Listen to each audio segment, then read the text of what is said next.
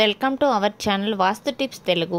ఈరోజు దిశలు విదిశలు పెంపులు వాటి ఫలితాలలో వాయువ్యము పెరుగుదల ఫలితాలు ఎలా ఉన్నాయో చూసేద్దాం.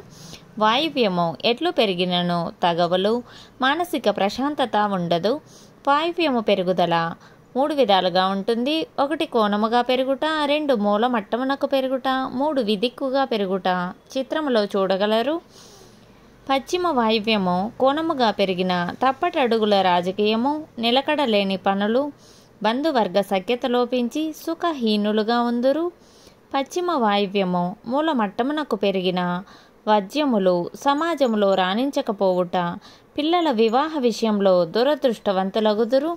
ఉభయ వాయువ్యములు మూల మట్టమునకు పెరిగిన అత్యాశతో కూడిన పనులు, విశేష శ్రమ చేసి దివాలా తీయుదురు. వేదాంత ధోరణితో సంచరించుదురు. ఉత్తర వాయువ్యము పెంపు కూడా 3 విధములు. కోణముగా పెరగటం, మూల మట్టానికి పెరగటం, కోణముగా ఉభయ వాయువ్యములు పెరగటం. వాటి వివరణలో చిత్రంలో చూడగలరు.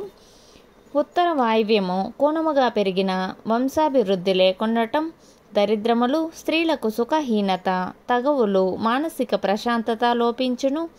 ఉత్తర వాయువ్యము మూల మట్టమునకు పెరిగిన వజ్యములు, తగవులు, సుఖహీనత, స్వార్థము, నమ్మక ద్రోహములు చేయుట, నమ్మక ద్రోహములకు గురి అగుట జరుగును. ఉభయ వాయువ్యములు కోణముగా పెరిగిన అతి తెలివి వలన అవస్థలకు గురి అగుదురు. బంధుమిత్ర సఖ్యతలుండవు. వియ్యాల వారితో కయ్యములుండును.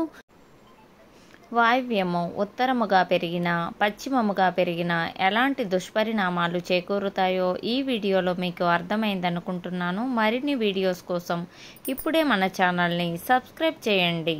లైక్ చేయడం మర్చిపోవద్దు. Thank you for watching. Bye bye.